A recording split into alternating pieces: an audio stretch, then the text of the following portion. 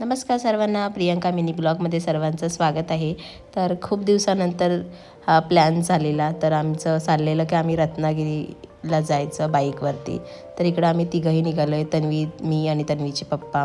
तर इकडे सकाळी आम्ही 6:30 वाजता घरातून निघालो आहे, फुल पॅक बनलेलं, कारण थंडी होती सकाळी. तर चला, व्हिडिओ शेवटपर्यंत पहा आणि आमच्याबरोबर सोबत राहा. तर ही आहे माझी मराठी शाळा, जिथे मी 1ली ते 7वीपर्यंत शिकले.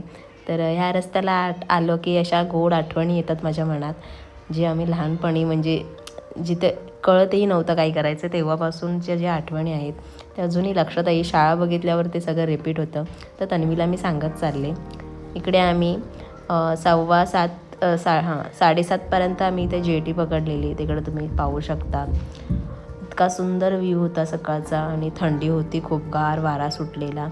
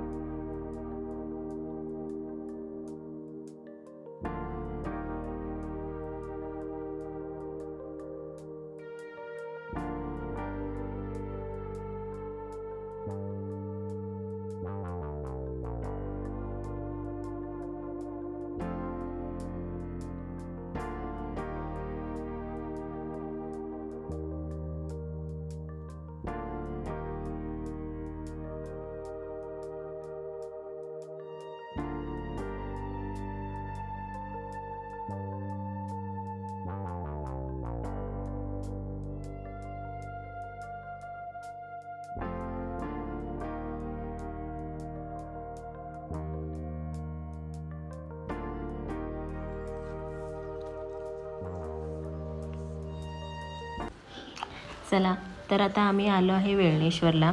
आम्ही डायरेक्ट कुठेही थांबलो नाही. धोप्यावरून आम्ही डायरेक्ट वेळणेश्वरला आलेलो आहे. तर इकडे तुम्ही सकाळचा व्ह्यू, एकदम सुंदर व्ह्यू होता.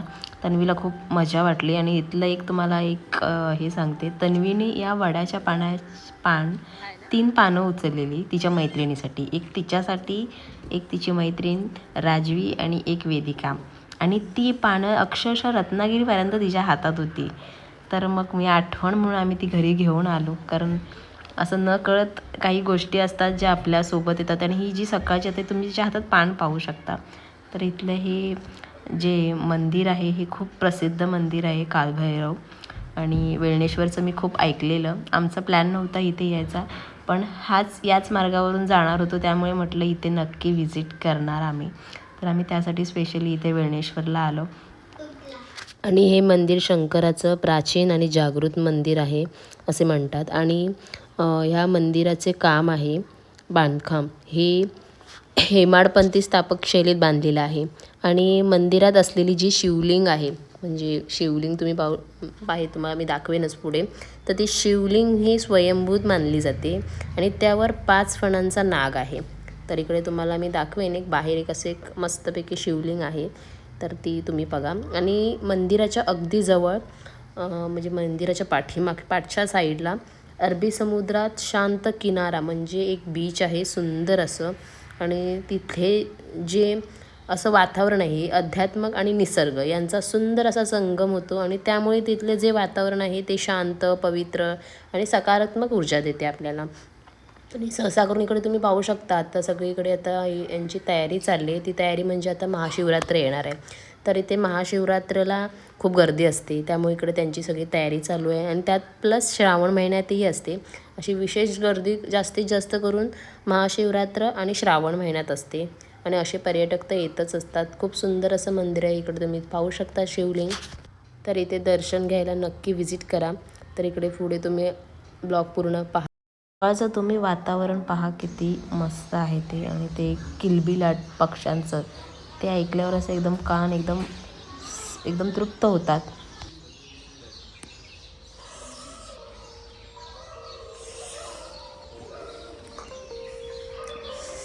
तर सुंदर मस्तपैकी श्रीदेव विष्णुदेवांची प्रतिमा आहे. सुंदर आहे. चला, इथे येणं आमचा प्लॅन तर होतच.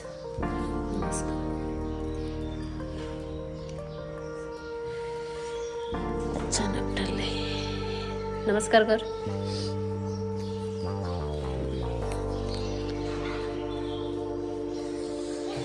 आता आपण तिकडे जाऊया. हा ये. पप्पांना सांग उचलायला.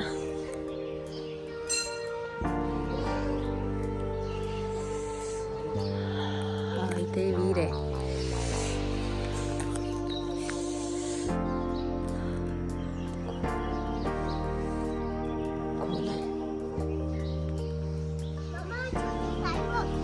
ए तू येऊ नकोस बाबा.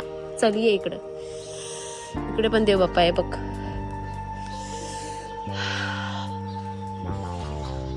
इथे गणपती बाप्पा आहेत.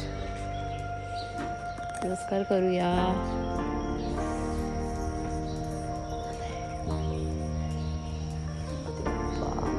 गणपती बाप्पा किती सुंदर मंदिर.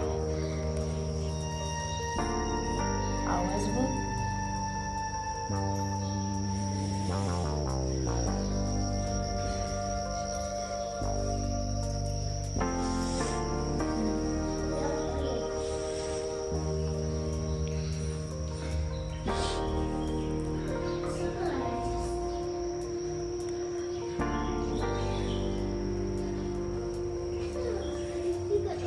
ओके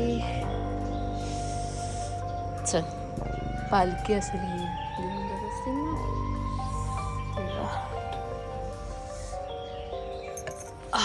हे काय तुळशी वृंदावन बघ केवढं आहे. तुळशी वृंदावन आहे मला वाटतं हे.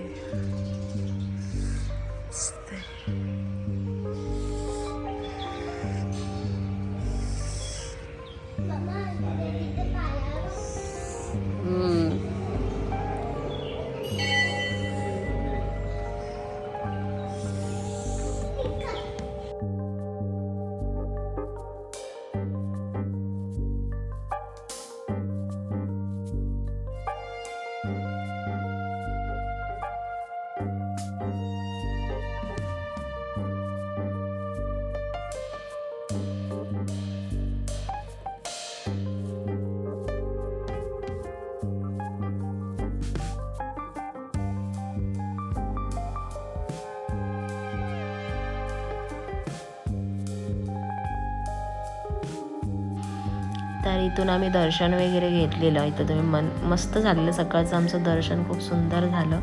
आणि त्यानंतरला मग आम्ही नाश्ता करणार होतो, कारण आम्ही सकाळी फक्त चहा पिऊन निघालेलो घरातून. तर आता मी इथे मस्तपैकी मिसळपाव खाल्लेलं. सुंदर होती मिसळ इथली. तुम्ही वेळणेश्वरला आलात तर इथे समोरच आहे म्हणजे वडाचं एक झाड आहे, त्याच्या समोरच एक छोटंसं आहे हॉटेल हे.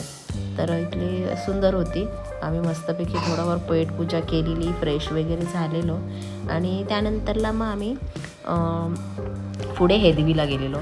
तर अजून एक आपला सेकंड पार्ट होईल. हा खूप मोठा होईल, त्यामुळे मी अजून आपले छोटे छोटे अजून पार्ट येणारच आहेत. तर तुम्ही बघा पूर्ण आणि लाईक करायला विसरू नका आणि शेअरही करा.